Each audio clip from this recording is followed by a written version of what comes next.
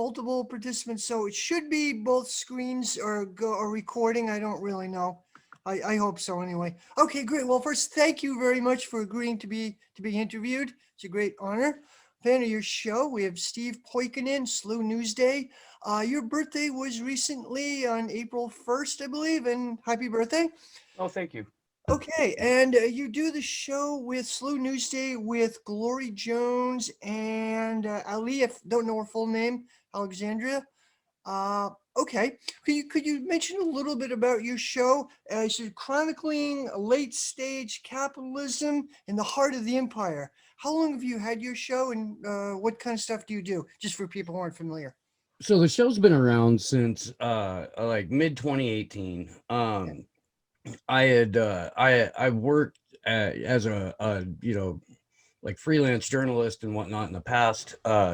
Took a pretty big break from media in general, and just saw coming out of 2016 that there was such a wide lane in independent media for people who aren't doing like silly partisan red team, blue team, or slightly bluer blue team, little fake wrestling match content. Like there's just a huge lane for it for people who actually want to come in, talk about some larger truths, and pull people away from really the manufactured confusion of partisan political election distraction theater. So that's basically happened, and we've kind of, I don't know, I don't know if it's a groove really, but it's where we're at.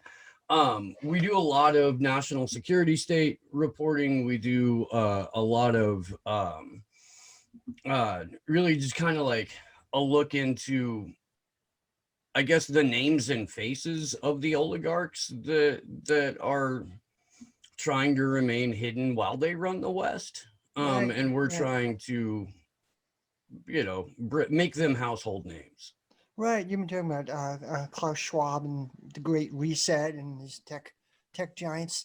Interesting. Yeah, and you've been demonetized recently, I've heard, as well as a huge number of leftist and alternate media YouTube channels. And so you're on Rockfin, and you're part of the MCSC network, Mikasa Sukasa, with Nico House, and it's a Convo Couch, Facts on the Ground, and Frank Analysis, I believe. Yeah, and that just happened. The MCSE thing, YouTube has been demonetizing individual videos of ours since the day they allowed us to monetize. Right. So we turned off monetization on the videos about a year ago.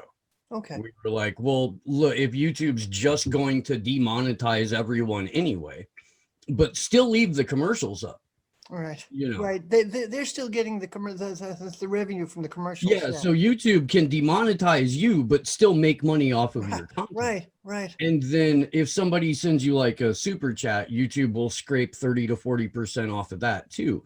Yeah, that's Um, awful. so what we've been doing since we were getting demonetized anyway is we just completely turned monetization off. We're like, fuck you, YouTube. I'm sorry. I don't know if I can swear on your show. Um, That's okay. but you know, we'll keep like 70% of the occasional super chat that we get, but nobody really super chats the show on YouTube anyway, because we've been trying to get everyone to come over and hang out with us on alternative platforms, because it's the only way we're going to get around the crap that YouTube throws at us every single day. Right. Right. And you're on Rockfin, and that's mostly a subscription service. So a lot of content is free, but it's like 10 or $9 or $10 a month, something like that. As a Yeah, friend of so mine the way has. it works is that it's free to make an account on Rockfin, and you're right, a lot of the content on Rockfin is free. There's also paywalled content if you endorse one content creator for $10 a month, 9.99 Okay. a month.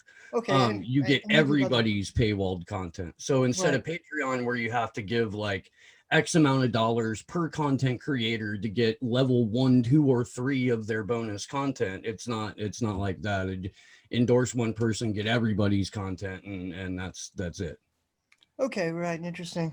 Interesting. Okay. No, talking about Assange, Julian Assange. You are an Assange solidarity activist.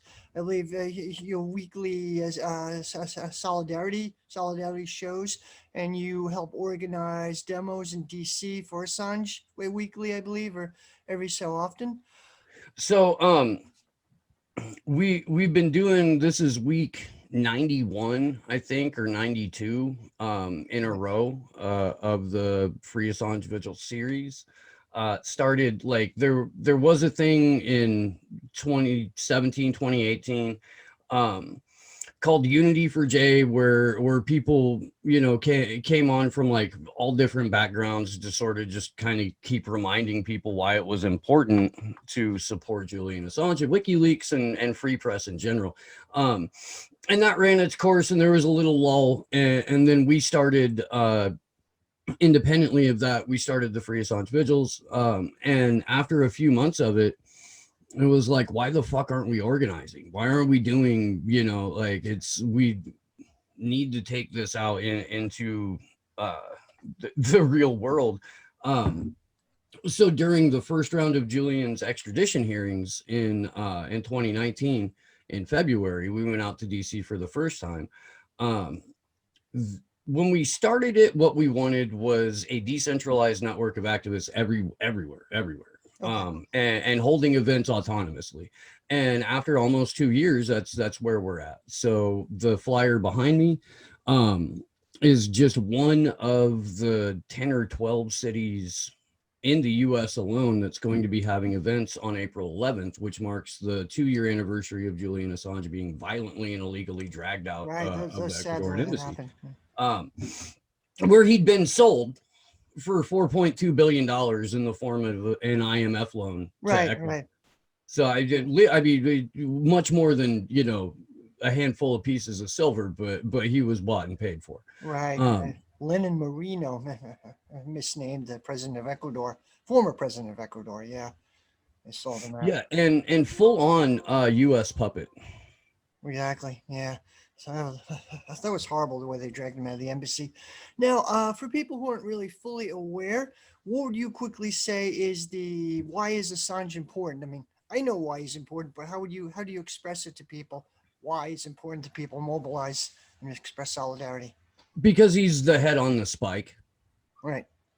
Right. Because he's the warning to all future investigative journalists who would dare print the truth about an authoritarian regime or a corporate, criminal. Um, Right. because the United States, through Julian Assange, is seeking international jurisdiction over the press. Right. Because the United States, through Julian Assange, is seeking to criminalize receiving or sharing classified information, let alone publishing it. So if I was to send you a report that somebody sent me, and all you and I did was look at it, but it was tracked to us, you and I would both be potentially charged under the Espionage Act. Right. It could have a chilling Without effect. anybody else seeing the light, seeing it, without us even discussing it, we would be charged under the Espionage Act if this is allowed to go through. Right. Um, so Julian Assange, the individual, Right. vital that this person's basic civil, human, legal rights and liberties are protected anyway, doesn't matter. Just on the fact that he's a living, breathing human being, the very basic civil, human, and legal rights granted to everyone should apply to him. They do not. So for that alone, it's worth to stand up for the fact that he's a publisher and journalist being charged under the United States Espionage Act, completely unprecedented, never been done before. That Yeah. deserves your attention too. When you remember that he's not a U.S. citizen, Yeah. He's not even a U.S. citizen. he's an Australian, Yeah. with Yeah. a company registered in Iceland that has Yeah. never done business in the U.S. Yeah. I don't think he's ever been to the U.S. as far as I know. Yeah. As far as I know, no. Yeah. That's pretty weird. That's pretty weird. For the U.S. government to want international jurisdiction over the press, to charge him under not just the Espionage Act of 1917, but the Computer Fraud and Abuse Act of 1982 or four or something like that, where Congress watched a movie called War Games and got so scared they made legislation. Hmm. That's how the Computer Fraud and Abuse Act came to be. Congress Right. watched war Right. Right. games and Right. got so scared They they got wrote yeah. legislation. That's what's guiding. That's our guiding legal principle for the internet right now. Yeah. Scared Congress in the early 80s watching war games. That's what determines our computer. I just want everybody to make sure. I just want to make sure everybody understands. Yeah. Just on its face how ridiculous that is. Right. That's the charge that will criminalize investigative journalism, because what it does is it makes illegal source protection. Okay. Uh, Yeah. what Julian Assange was doing, even though it turned out through the course of two separate investigations, a basic cursory source protection 101 was not needed in the case of Chelsea Manning and the documents that she was able to get over to WikiLeaks, because she did not even need a username or a password to access the computers where the Afghan war files and collateral murder and everything else that WikiLeaks published. So it's basically Did public not need a access username anyway. or password. Yeah.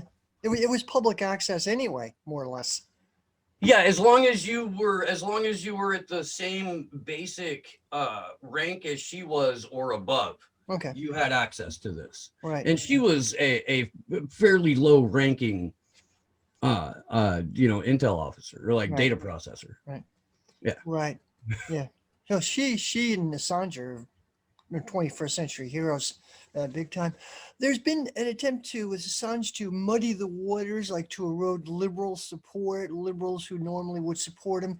All these stories, which can be debunked. One story that like he outed gay men in Saudi Arabia, which is not true. The Saudi government already knew this information, but that's been making the rounds. A bunch of other stuff attempts to poison the well.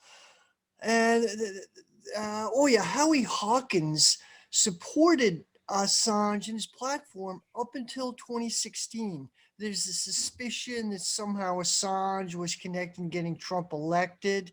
How do you push back? How do you push back against that? If you can honestly tell me that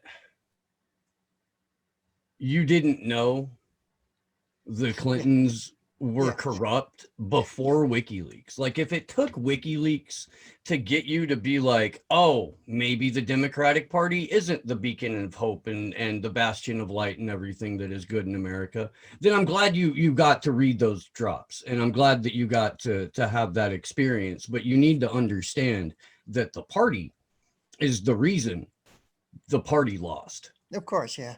Like let's try, and you would, the same people who want to make Julian responsible for Trump want like the Clinton campaign to have, like, they want to live in a world where their heroes have zero accountability and never do anything wrong and are always perpetual victims. You can't, and then at the same time hold them up as like moral superiors. Well, you can't do that. If no one's ever responsible or accountable and they're always the victim, how can they also be, the strong, competent moral authority? Either it's one or the other.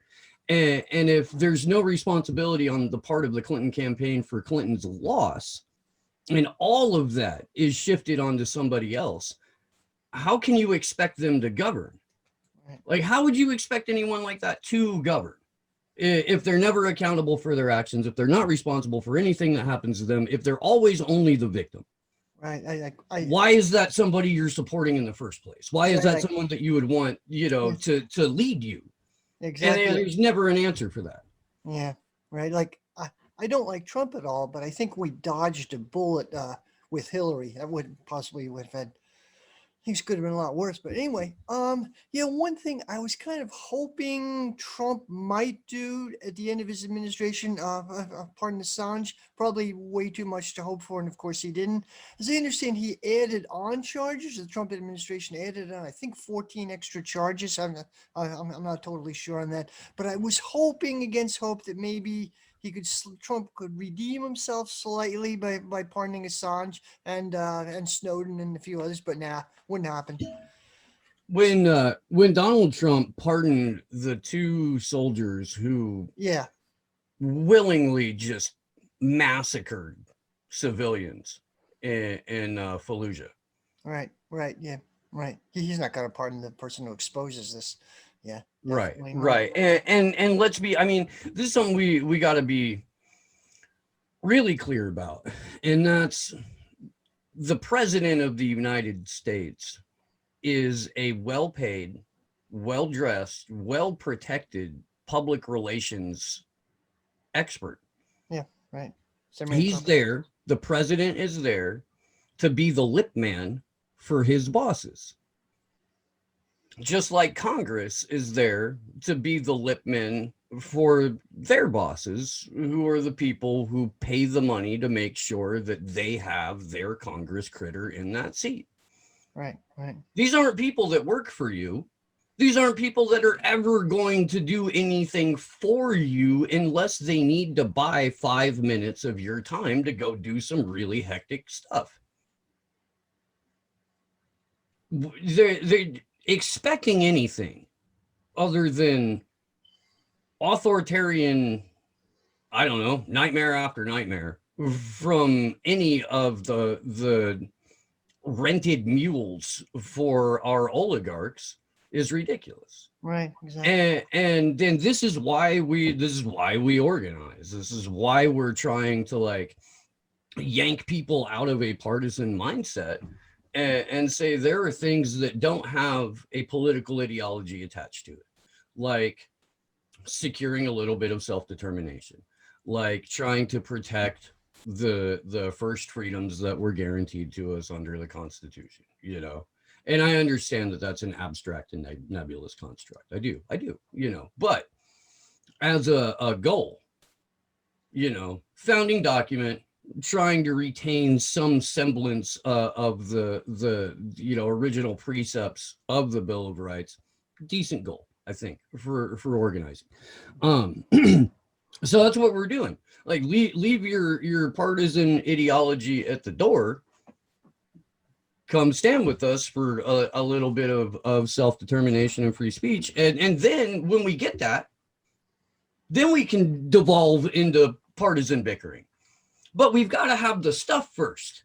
We've got to have a secured Bill of Rights first. We've got to actually have the things that allow for partisan bickering to take place before the partisan bickering. We're putting the whole cart before the horse on this. We are, because we're getting involved in arguments about red team, blue team, or progressive, or this or that, or what, libertarian, and none of the actual foundation is built.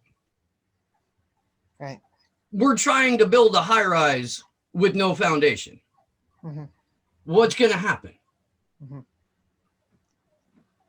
Right. It's guaranteed to collapse. It's guaranteed to crumble. It's guaranteed to fail, and it's guaranteed to kill everybody in it while it's coming down. Yeah. Yeah. Looks like we're entering a dystopia, really. Increasing surveillance. You've talked about the Great Reset and things like that. Yeah, it's interesting. The collateral murder video. None of the perpetrators, the murderers, really have been charged. The people who leaked it have been charged, but none of the actual perpetrators have been charged with anything, and they probably never will. That's the way it works, sadly.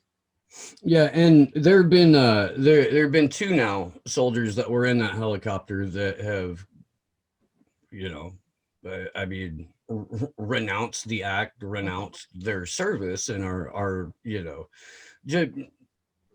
in whatever way they see fit best, because I don't know these guys, so I don't, you know, I can't speak for them, but I you know, it seems like they're doing what they think is the right thing to do in terms of educating people about this and talking about it. But yeah, I mean, and one of the guys opens his speech every time with just that, with hi, I'm blah blah blah, I was in this, you know, Apache Army helicopter. To this day, the only people that have gone to prison for the slaughter of, you know, 14 innocent Iraqi civilians are Chelsea Manning and Julian Assange. And that's how he opens the talk. Right. Like, hi, I'm a murderer. Yeah. I murdered people. I killed innocent women and children, and a publisher and the person who gave over the documents did my time. How are you? Right. Like, that's got to be rough, dude.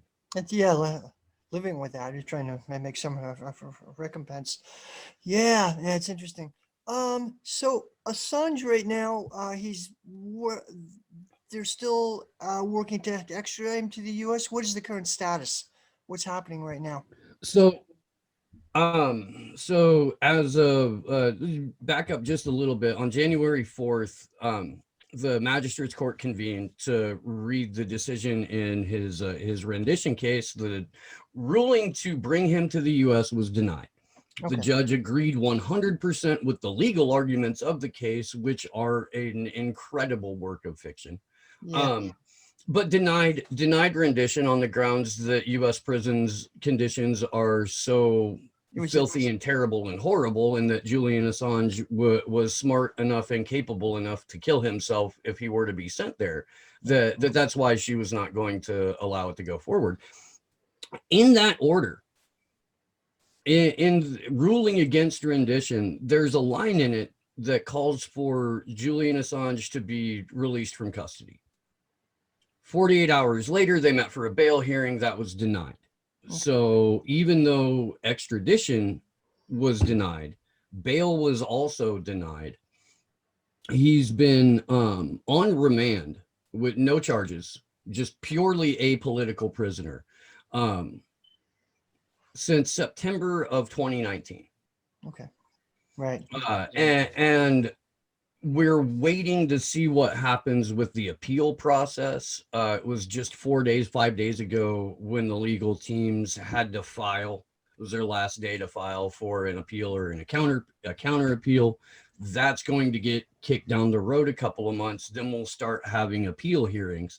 The problem is, if the U.S. wants to get rid of Julian Assange, like they do, like we've seen, the Stratfor and the HB Gary emails from 12 years ago now, outlining the Yeah, plan for Julian I remember Assange, that. Yeah, move him from country to country, keep him tied up in court I cases, go remember that. after his Yeah. family, go after his organization, never let him see the light of day, send whores at him, do everything we can to get him off of the playing field. And this is, documented and outlined and available for everybody to see for over a decade now. But I mean, it's wild to me Yeah. that people are so happily ready to believe a mainstream media narrative about someone whose job it was to show you how and why the mainstream media lies to you. But at any rate, I'm sorry, it's early morning for me, and I'm like over caffeinated Oh, sure. It's okay. I drink a for lot of coffee myself. for all of this. I smoke a lot of coffee. Yeah. Um, so the appeals process could get dragged out indefinitely if they do want him completely off the playing field. If they want him to remain in a COVID-filled Belmarsh prison where they're stacking all of the sick people onto his wing, Right. after denying him winter clothes, after denying him access to his attorneys, after nearly a year of him asking for a keyboard or a computer just so we can look at his legal materials, they give him one with the keys glued down. After all of that, they could just say, well, okay, that first appeal that the U.S. filed didn't have merit, so we're going to let them file another appeal, and then we'll see if that has merit. And if it doesn't, then we'll let them file another one, and we can just drag this out. It'll go on forever. Yeah. Yeah. Uh, Yeah, uh, unless they get a judge who either says ship him to the U.S. or get him the hell out of our courts forever, they can keep him in this legal limbo. Yeah, there's a theory that the U.S. really would prefer for him to stay in Belmarsh forever. Just bring him, extradite him to the U.S. would be a political firestorm, and they kind of don't want that. They just prefer him to die in Belmarsh, basically.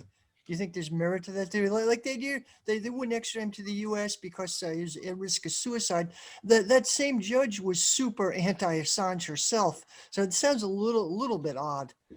Her motion sounds a little odd. I mean, the whole thing's crazy. When you look at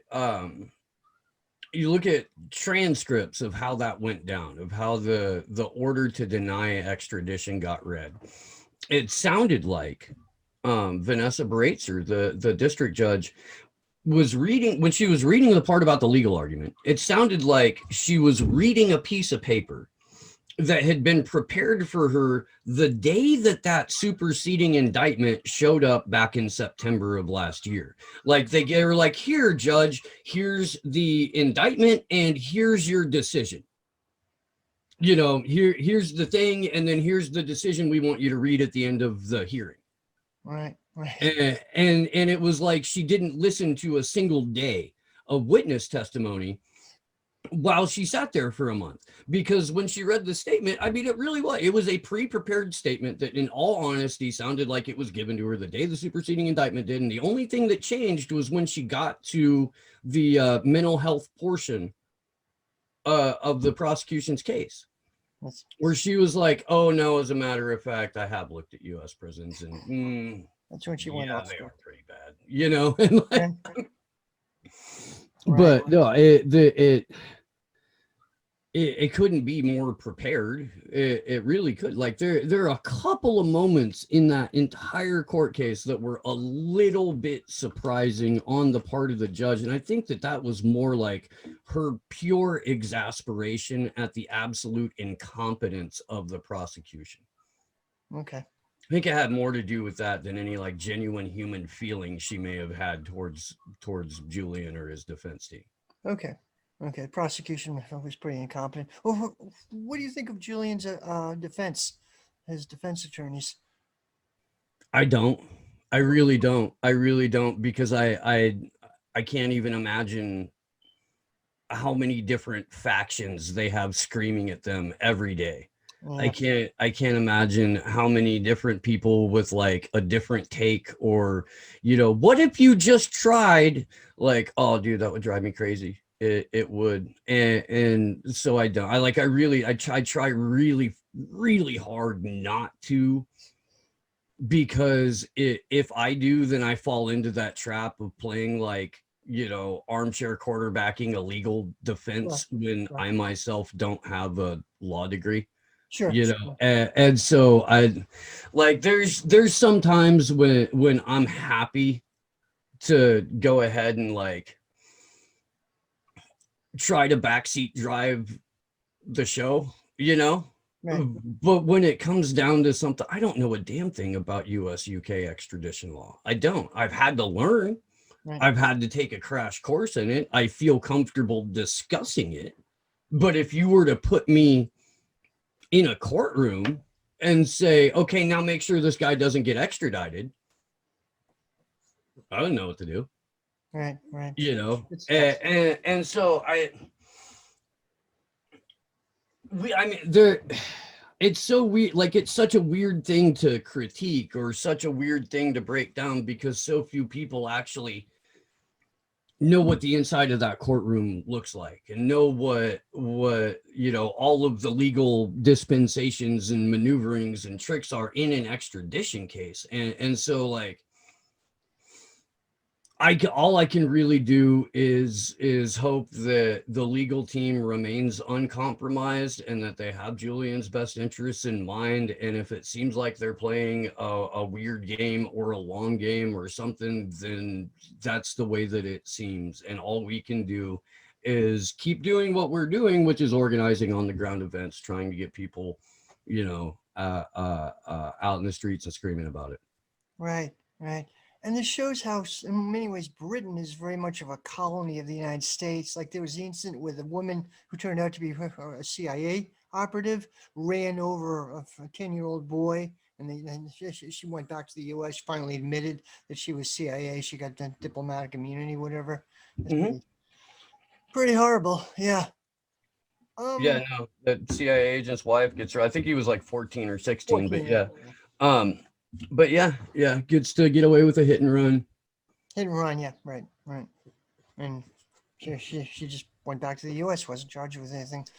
Yeah. So it is. It says a chilling effect on the press altogether. It's Um. supposed to, and it has, and it's evident, and it's getting worse. And attacks on journalists just in the U.S. increased 1,200% last year. Okay. What do you mean? What do you mean by attacks? You mean like So this is coming from Freedom for the Press Foundation, Freedom of the Press Foundation's annual report, where they take in metrics from Reporters Without Borders, Press Freedom Tracker, and cross-reference that with police reports, okay, incident reports. okay, okay, okay, Um, okay. so by attacks on journalists in the U.S., what I mean is arrests, detainment, incidents of macing, pepper spray, rubber bullets, being shot with like canisters of tear gas and shit like that. That's it. There has been a 1,200% increase on those attacks um, from 2019 to 2020 Well, to, and I think they were released just like late December 2020. okay, Those okay. stats. It's interesting. Um, so yeah, it's like I don't know, information matrix of incident reports, global Right. press Yeah. freedom tracker, that there's like a couple other things that they incorporate into it in Okay. order to Sure. figure all this out. But yeah, Freedom of the Press Foundation and Reporters Without Borders, Okay, they put that good out. information. Now, there also are some dramatic cases of journalists being attacked during the Black Lives Matter protests and last summer. Yeah, I mean that's where a lot of that comes out of. But honestly, you see it on the graph, and it's like there's nothing until May, and then it just spikes, Right, goes over. Yeah. right, and everything seems geared towards like the mainstream narrative. Anything outside of the narrative is just crushed. This not allowed to be discussed on YouTube or Twitter. They're deplatforming people left and right. It is a scary, chilling situation. And what happened? Briefly, what's your take on what happened in DC in December 6th? I think it was a riot. It was not a coup attempt. I know I have no support for Trump at all, but it was a riot. And I think the powers that be are using that for something like a Patriot Act 2.0, like a AOC came out with a speech a little while later. She all along was a censorship advocate, and she doubled down on. They're using that to not that I have any sympathy for the right. I don't have any sympathy for the far right, but it's being used as a means of cracking down on media, cracking down on dissent and things like that. It's going to be used against the left. Any crackdown is inevitably mostly against the left, ostensibly against fascism, protecting us against fascism, but it's really against the leftists. Ultimately, they're a real threat to the system. The fascists are not really a threat to the system. I mean, the majority, like the majority of these militias, the Proud Boys, they're heavily infiltrated by the feds. Like several of the leaders were exposed as FBI agents. I think the feds and To the everyone's huge surprise, Kate. I mean, my God, who saw Enrique Tarrio being an asset? I yeah, mean, yeah. really? Well, who would have guessed? Who would have guessed? Yeah. So like, I met that guy in 2020, and I called him a Fed to his face, and he okay. looked at me like hella nervous, and then just kind of smiled and walked away. Well, okay, yeah. There was a guy, Jaden X, who was he did some really great video footage, but he's like an odd character. He was on the fringes of the BLM movement. He's regarded as being a provocateur. Like BLM people didn't trust him. And he was an odd. I suspect he's a provocateur. And it's like there are a lot of other people like that as well. There, at some So level, they I want was that to happen.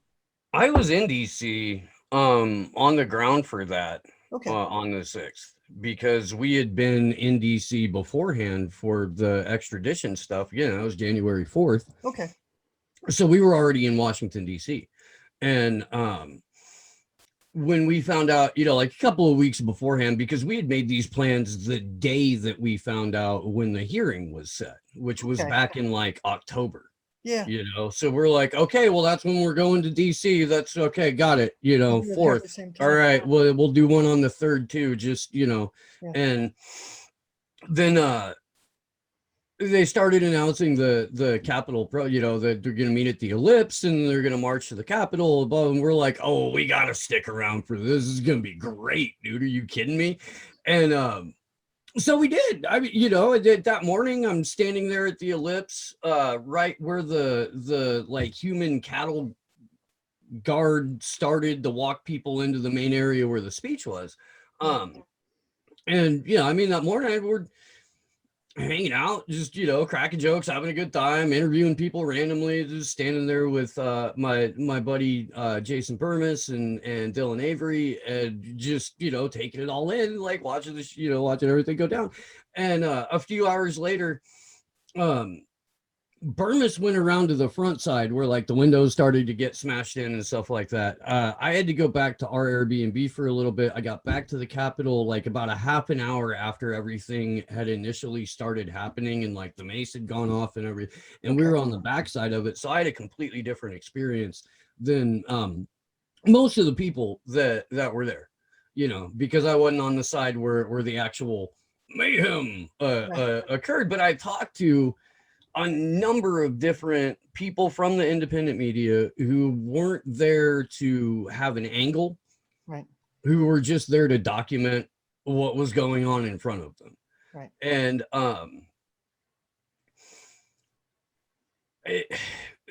as it was happening in real time, like everybody that I talked to, I'm like, hey, what are you seeing? And they're like, I'm seeing a false flag happen in real time. What are you seeing? I'm seeing a false flag happen in real time. That's okay. We're all seeing this. All right. Okay. Everybody's got this, right? Yeah. Okay. And most of the people on the ground did too. Okay. When I was flying back the next day, 95% Trump supporters on the plane. Okay. Very frightened flight attendants. Yeah.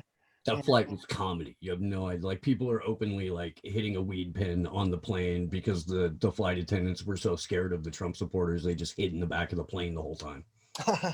They're scared. Well, they're scared of them. Yeah. Because these people, Kate, they took their masks off. Yeah. Yeah. You don't want to do that. Like, yeah. And so they took their masks off. So the flight attendants hit up. But so we're all talking.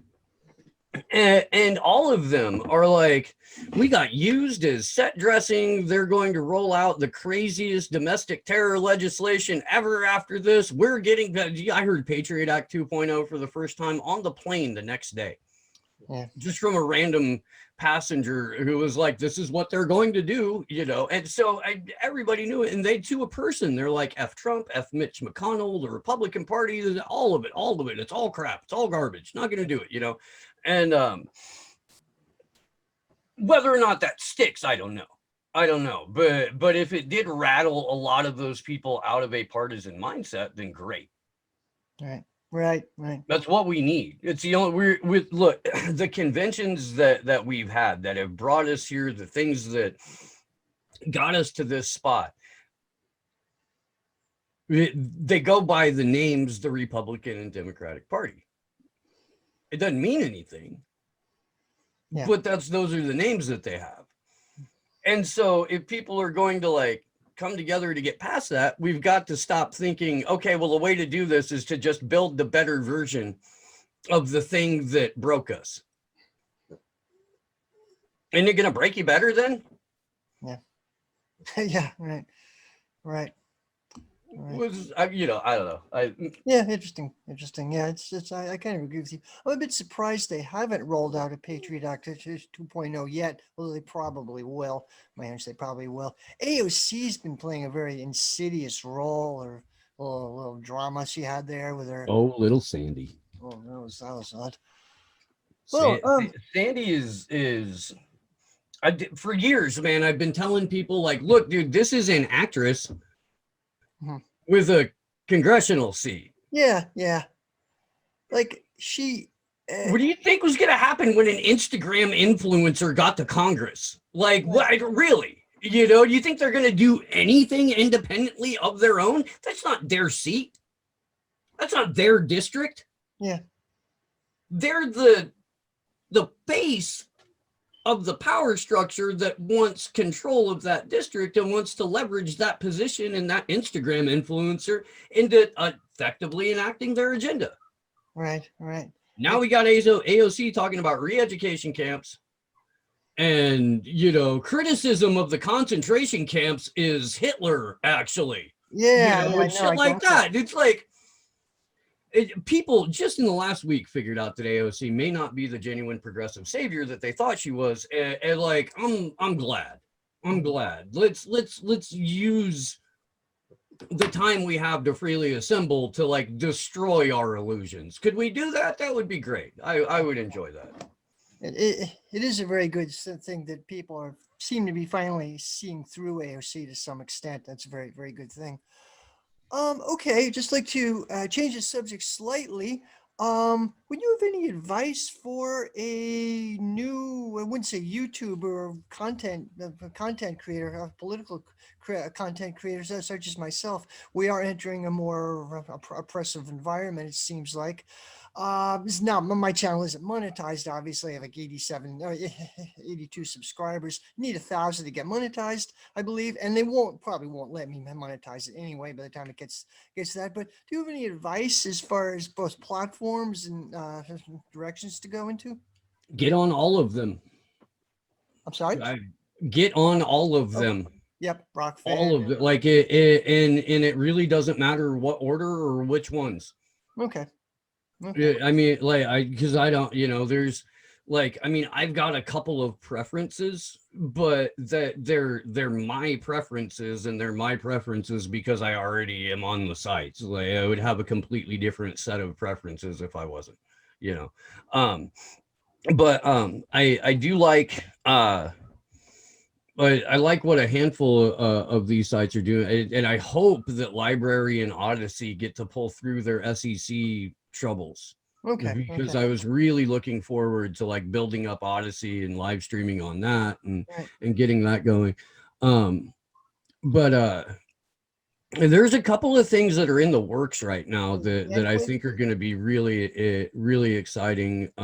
There's for activists in general, like most organizing takes place on Facebook and Discord, which is silly, really silly. It's like organizing, holding your meetings in an FBI parking lot or field house. Right. Really is.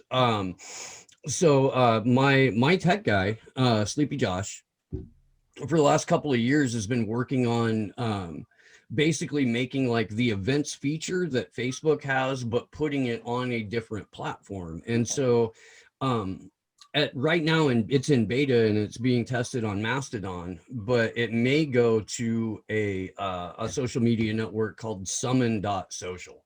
And then we'll have like legitimately free and open source software on a blockchain, and also not owned by In-Q-Tel, or this is actually the Summon network is something that a group of Anons have been working on for like 5 years now. Okay, that's interesting. Yeah. Good information to know. Okay. Yeah, I have to get some coffee myself. Is there anything else you'd like to say? Wow, that was abrupt. Yeah, man. I mean, look,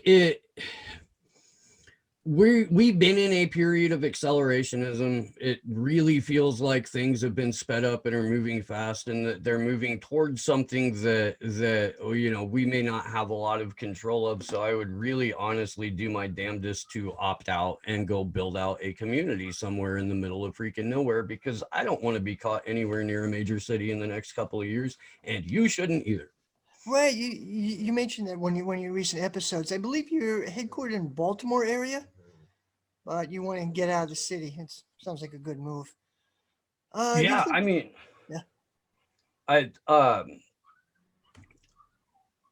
I'm looking for, like, I'm in the woods in California right now, and I'm still too close to civilization.